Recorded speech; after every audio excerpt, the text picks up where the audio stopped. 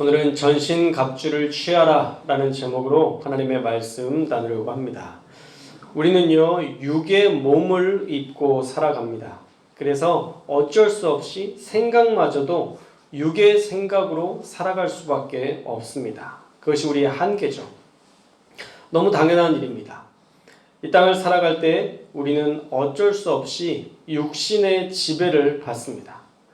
그래서 로마서 7장에서 사도 바울은요, 죄와 사망의 몸에서 누가 우리를 건져내랴 하면서 바울 역시도 한탄합니다. 바울도 이 인간의 한계 속에서 살아갈 수밖에 없는 현실을 한탄하고 인정하는 것이죠. 그러나 우리는 그 한계에 머물러 살아서는 안 됩니다. 그것은 마귀가 주는 속임수이기 때문이에요. 만약 한국과 북한이 지금 전쟁 중이라면 한국의 병사들이 훈련을 받는 자세가 어떨까요? 최근에 미얀마 민주진영이 군부와 내전을 하겠다, 전쟁을 하겠다 선포했는데 민주진영에 있는 총을 든 청년들의 전쟁을 준비하는 자세는 과연 어떨까요? 아마 목숨이 걸려있는 문제이기 때문에 총 한 발 한 발에도 신중에 신중을 기하며 전쟁을 준비할 것입니다. 우리 그리스도인들의 삶도 마찬가지예요. 지금이 전시 상황이라는 그 인식을 우리가 놓쳐서는 안 되는 것이죠. 그 인식이 희박해지면 사단에게 넘어집니다. 그러므로 우리는 단단히 무장해야 돼요. 어떤 주석의 말씀을 보니까요, 오늘 본문을 가지고 그리스도인의 전투적 자아를 부각시키는 것이다 라고 설명하고 있어요. 그리스도인의 전투적 자아를 부각시킨다. 도전과 공격이 그치지 않는 이 세상의 현실 속에서 우리는 새롭게 된 그리스도인으로, 에베소서에는 새 사람을 입으라 말씀하셨잖아요. 새롭게 된 그리스도인으로서 우리가 믿음의 싸움을 통해 이 새 사람의 지위를 지켜가야 된다라고 얘기합니다. 이미 예수님으로 말미암아 우리가 완전히 승리한 것이 아니라, 이 땅에서 완전히 승리하고 더 이상 뭘 하지 않아도 되는 것이 아니라 주님 뵈올 그날까지 새 사람의 이 지위를 지켜내기 위해서 싸워야 된다라고 얘기하고 있습니다. 다시 말하면 지금이 영적 전쟁의 시기다라는 사실을 잊지 않아야 된다는 거예요. 늘 사단을 대적하며 우리는 매일마다 승리를 쟁취해야 한다라는 것입니다. 물론 그 대상이 혈과 육이 아니라는 것을 우리는 알아야 돼요. 우리가 싸워야 할 대상은 눈에 보이는 어떤 타인이 아닙니다. 우리의 전쟁의 대상은 누굴까요? 사단이에요. 우리가 대적하고 싸워야 될 대상은 사단입니다. 또 굳이 싸워야 할 대상 한 사람을, 한 상대를 더 꼽자면 바로 내 자아예요. 사단과 내 자아, 이 두 대상과 싸워야지 그 외에 어떤 대상과 싸우는 일에 혈안되어서는 안 된다는 것입니다. 결코 우리는 그 전쟁을 통해서 우리는 승리할 수 없어요. 오늘 본문에 보니까 그러므로 라는 결론의 말씀으로 정리합니다. 우리 13절의 말씀 한번 읽어볼까요? 13절의 말씀 시작. 그러므로 하나님의 전신 갑주를 취하라. 이는 악한 날에 너희가 능히 대적하고 모든 일을 행한 후에 서기 위함이라. 아멘. 자, 전신 갑주를 취하는 이유가 뭔가요? 첫째는 능히 대적하기 위해서.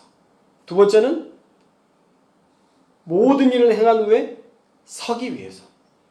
그러니까 우리가 사단을 대할 때는 대적하기 위해서 우리가 전신갑주를 취한다는 거예요. 우리가 전신갑주를 취해야만 사단과 마주대에서 싸울 수 있다는 거예요. 자, 사단의 권세가 얼마나 강력합니까?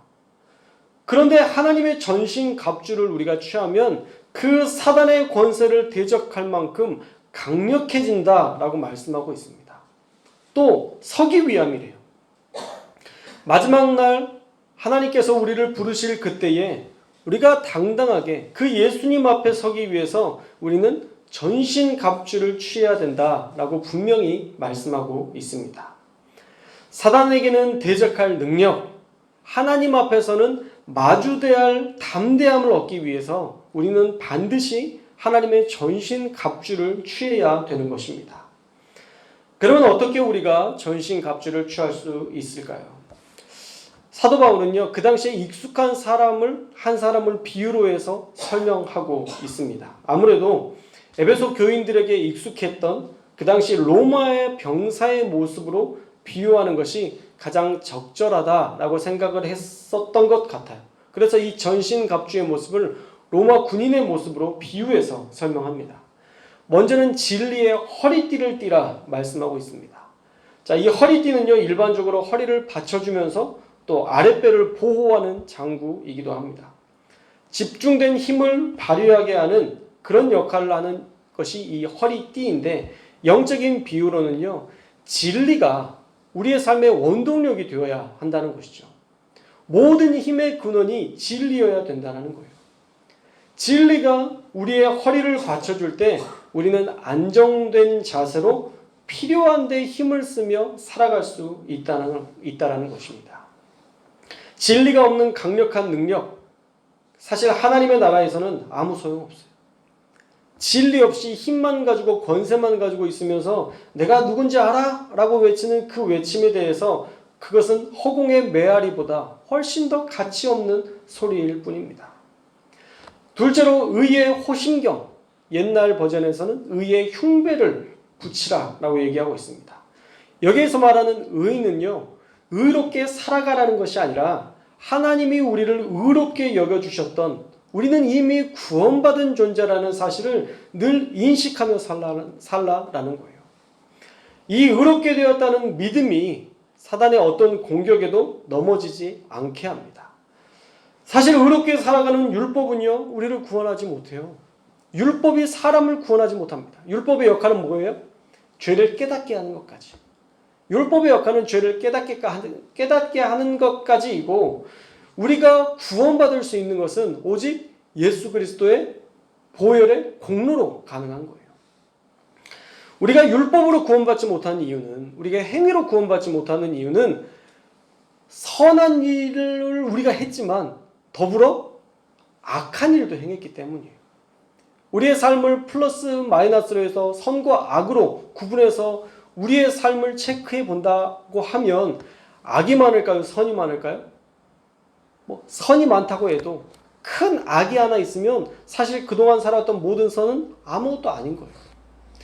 결국은 예수님의 보혈의 능력으로 우리가 죄 씻음을 받고 우리가 의롭게 되었다는 대속의 호심경을 얻은 자는 사단의 공격에도 능히 모든 것들을 이겨내는, 최소한 가슴에 큰 상처를 받아서 실족하는 일은 없게 된다라는 것이죠.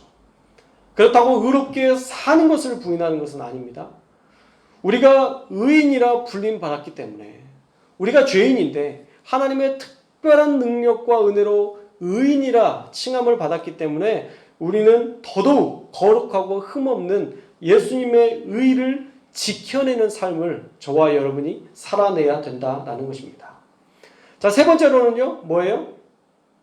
평안의 복음에 준비한 것을 신는 신. 이렇게 복잡해요. 그냥 평안의 복음의 신을 신었다라고 생각하시면 돼요. 자, 말이 어려운데 평안의 복음, 우리를 늘 잔잔한 호수처럼 인도하는 그 평안의 복음을 신고 돌아다니라는 거예요. 그럼 실족하지 않는다는 것이죠. 내가 구원받았다는 분명한 믿음, 예수 그리스도께서 나를 위해서 죽으셨다는 그 평안의 복음이 우리 안에 있으면, 우리가 그 준비된 신을 신으면 우리는 그 신을 신고 죄악의 길로 걸어가지 않는다는 거예요. 악의 길로 가다가도 돌이키게 되는 것이죠.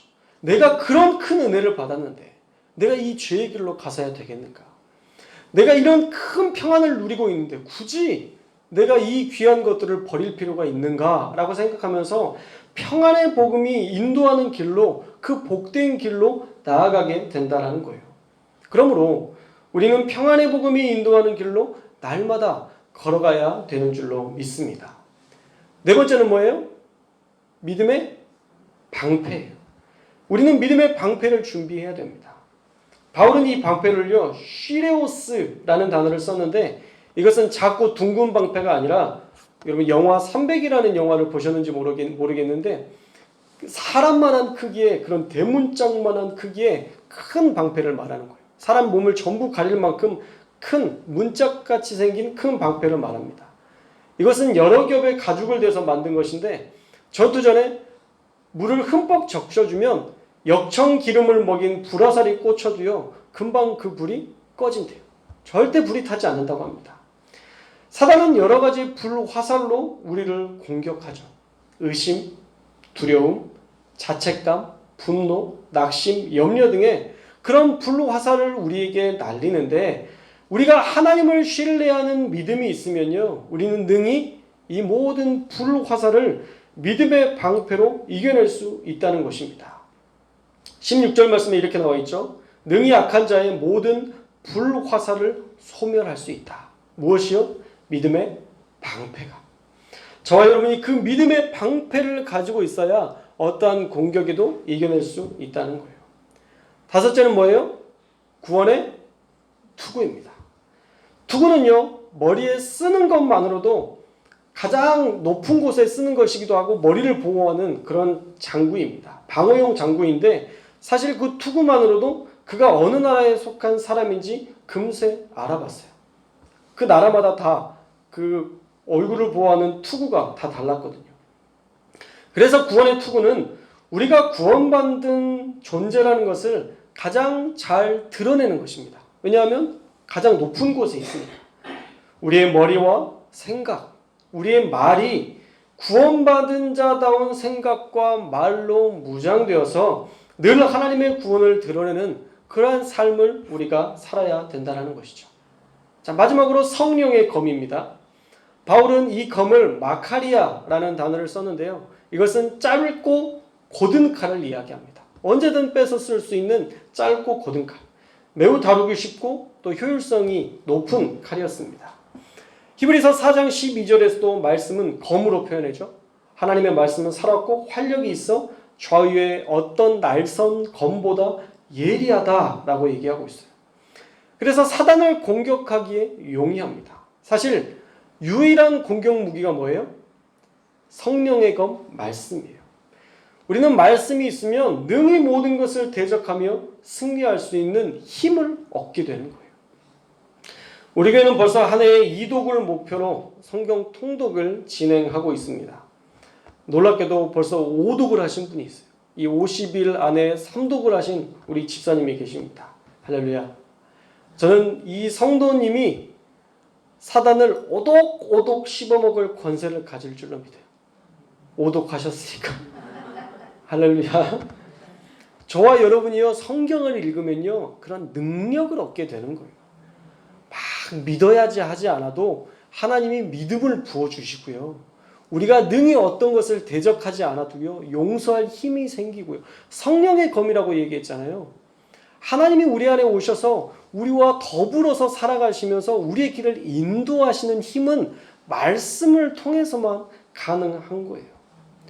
저도 말씀을 가까이 하니까 믿음이 더 굳건해지는 것을 느끼게 돼요. 말이나 행동에서도 다름이 느껴집니다. 그럴 수밖에 없는 것이 말씀을 가까이 하면 우리는 성령의 검을 취하게 되거든요. 전신갑주에서 유일한 공격 무기를 우리가 얻어서 그 검으로 잘못된 생각을 적절히 제거할 수 있고 잘못된 믿음이나 잘못된 관념에서 우리가 벗어날 수 있는 거예요. 그것은 바로 말씀의 검을 소유한 자들에게만 가능한 것입니다. 그동안 한국교회가 너무 말씀에 대한 굳건함이 없어서 정말 신천지 그 말도 안 되는 그런 비유와 그런 해석에 혹해서 넘어가는데 우리가 말씀이 분명하면요 그 웃기지도 않은 논리적으로도 맞지 않은 그런 내용들 얼마든지 대적하고 이겨낼 수 있었을 거예요. 그러나 말씀의 검이 없었던 것이죠. 말씀의 검을 소유한 자들이 사단을 능히 대적할 뿐만 아니라 사단의 권세를 파할 능력이 있다는 것을 저와 여러분들이 꼭 믿으시기를 축복합니다. 저와 여러분이 이렇게 평생에 말씀을 가까이 하셔서 성령의 검, 성령이 함께 하시고 우리의 삶을 인도하시는 그 능력을 날마다 경험하는 저와 여러분들이 될 수 있기를 주님의 이름으로 축복합니다. 자, 이 모든 것들을 얻기 위해서는 우리가 전신갑주를 취해야 돼요. 진리의 허리띠 막 복잡하니까 진리, 의, 평안의 복음, 구원, 하나님의 말씀, 우리가 이것으로 살아갈 때에 전신갑주를 취해서 능히 사단의 괴계, 사단의 속임수예요. 안 될 거야. 그건 안 돼. 안 되는 건 안 되는 거야. 다양한 우리에게 속임수로 하나님을 믿는 믿음에서 넘어지게 하려 하지만 그때마다 우리가 사단의 그 권세를 이길 수 있는 전신갑주를 취해서 능히 이겨내야 된다는 거예요.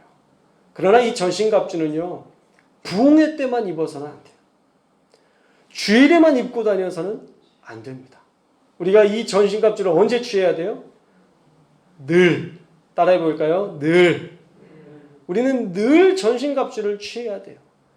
자면서도 우리가 전신갑주를 취해서 잘 수 있으면 좋아요. 그렇게까지는 사실 어렵겠지만 우리가 그만큼 깨어있기를 바라면 우리가 꿈속에서도 하나님을 배울 수 있고 그 가운데서도 말씀하시는 하나님을 들을 수 있고 우리는 언제든 하나님을 경험할 수 있다는 것입니다. 저와 여러분이 평생에 하나님의 전신갑주를 입고 사단을 능히 대적하는 자 될 수 있기를 주님의 이름으로 축원합니다. 지금 이 전시 상황이라는 것을 우리가 간과하지 말고 늘 깨어 대적함으로 사단을 향하여서는 우리가 능히 대적하고 우리가 하나님 앞에서는 담대히 서는, 그래서 주어진 면류관 받는 저와 여러분들 되시기를 주님의 이름으로 축원합니다.